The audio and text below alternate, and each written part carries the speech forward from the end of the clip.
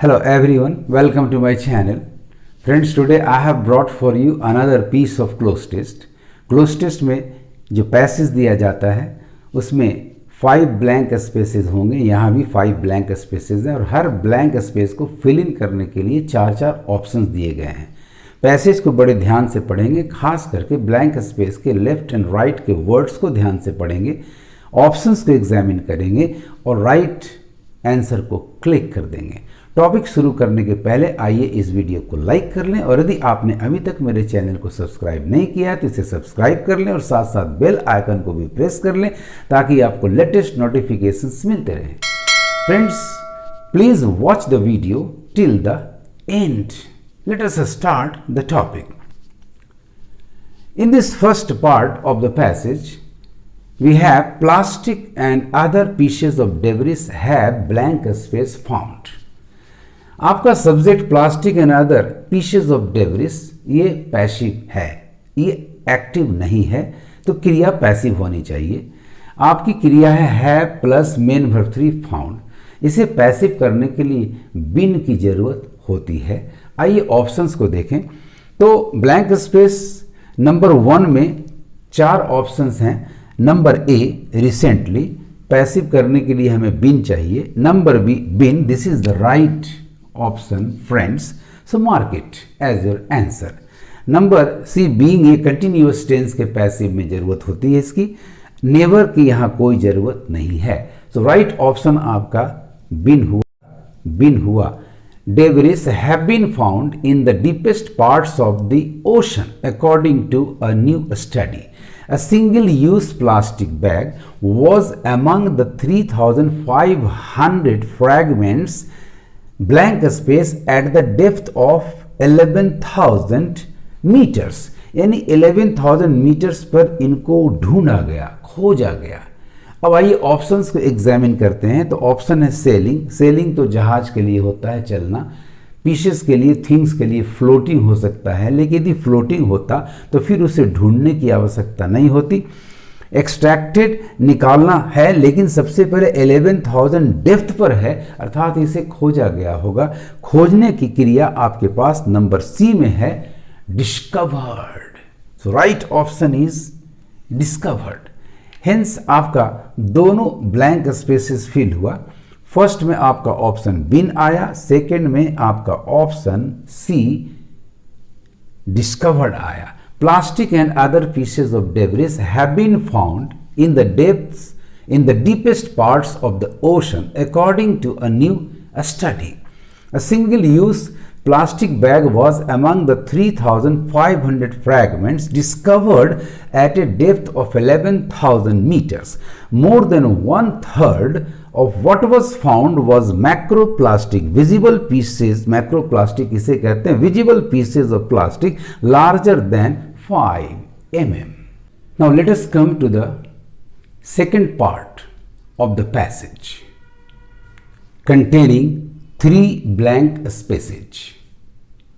Let us read this part of the passage. The research blank space. The deepest आपका research subject है, इसके बाद एक verb चाहिए। आइए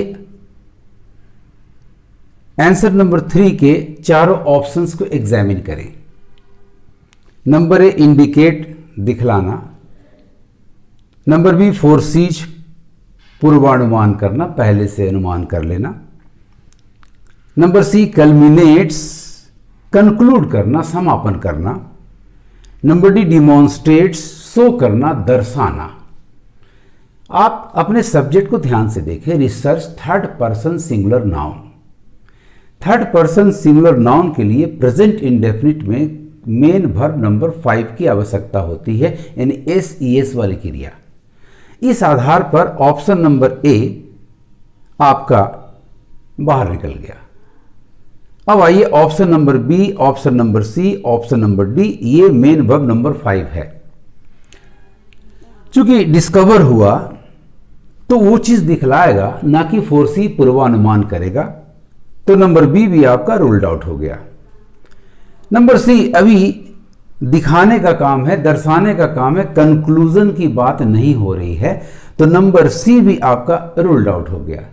तो बचा number D, demonstrates. This is the correct answer. The research demonstrates the deepest evidence of the ocean's pollution problem. एक स्टेटमेंट है, as the deep sea is likely to be the final destination of floating plastic debris, the frequent blank space, frequent adjective है तो इसके बाद एक noun चाहिए, क्योंकि and के बाद भी एडजेक्टिव प्लस नाउन आ रहा है, वाइड स्प्रेड डिस्ट्रीब्यूशन।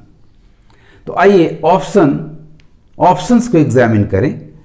तो ब्लैंक स्पेस नंबर 4 में आपके ऑप्शंस हैं, number A occurrence, number B occurring, number C development, number D happening. इन चारों ऑप्शंस में दो जगह आपके नाउन्स हैं, पहला ए अकरेंस और दूसरा सी डेवलपमेंट।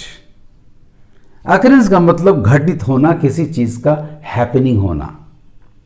डेवलपमेंट का मतलब विकास। यहां वास्तव में डेब्रिस पाए जाने की घटना है, यानी occurrence is the right noun to be filled in blank space number 4। So mark it as your answer. So 4 का राइट ऑप्शन आपका नंबर ए है, अकरेंस। डेवलपमेंट रूल्ड आउट हो जा रहा है, अकरिंग चूंकि ये जीरंड है और हमारा एंड के बाद में जीरंड नहीं बल्कि एडजेक्टिव प्लस नाउन है।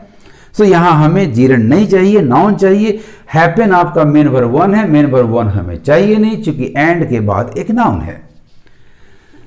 So the research demonstrates the deepest evidence of the oceans pollution problem as the deep sea is likely to be the final destination of floating plastic debris, the frequent occurrence, ऐसा होना, प्राय होना, the frequent occurrence and widespread distribution of plastic debris in the deep sea indicate that large numbers of plastic debris species are distributed, blank space number 5, distributed the water column. कहां distribution इनका हो रहा है? Water column में एक दायरा है, एक एनक्लोजर है।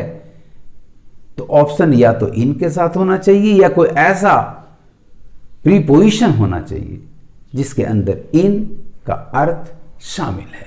आइए तो देखते हैं ऑप्शन ब्लैंक स्पेस नंबर 5 के चारों ऑप्शंस को एग्जामिन करते हैं। ऑप्शन नंबर ए है होल। होल हो सकता था लेकिन उसके पहले इन चाहिए था, in the whole water column, और इस द की जरूरत नहीं थी। Distributed in the whole water column ये संभव है नहीं।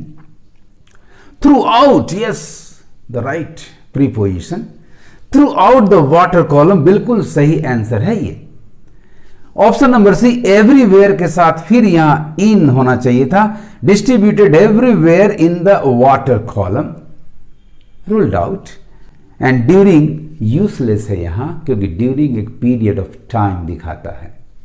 तो आपके चार ऑप्शंस में से option number A, option number C and option number D cut गया। ऑप्शन नंबर ए इन के वजह से कटा, इन होता तो काम कर सकता था। ऑप्शन नंबर सी भी इन के वजह से कटा, होल के पहले इन होना चाहिए था, in the whole water column, और एवरीवेयर के बाद इन होना चाहिए था, everywhere in the water column. But throughout एक ऐसा प्रीपोजिशन है जिसका अर्थ ही होता है in the whole. So right option is number B, throughout. अब इसको ध्यान से पढ़ लें, बिल्कुल सही ढंग से ब्लैंक स्पेसेस को फिल इन किया गया है। The research demonstrates the deepest evidence of the ocean's pollution problem, as the deep sea is likely to be the final destination of floating plastic debris. The frequent occurrence and widespread distribution of plastic debris in the deep sea indicate that large numbers of plastic debris species are distributed throughout the water column and in the high seas, said the researchers.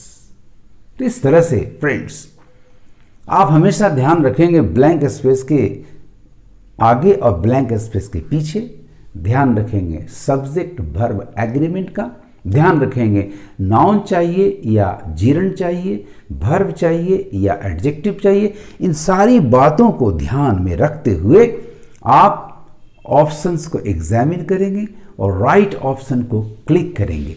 याद रखना है, इसके लिए आपका parts of speech, word power and आप में जो ability है डिस्टिंग्विश करने की, वो बहुत ही प्रबल, स्ट्रांग होना चाहिए। इनके बिना क्लोज टेस्ट आपको पूरा करना थोड़ा मुश्किल होगा। आपको मेरा ये वीडियो कैसा लगा कमेंट करेंगे और ज़्यादा से ज़्यादा शेयर करेंगे। Best of luck. Thanks for watching my video.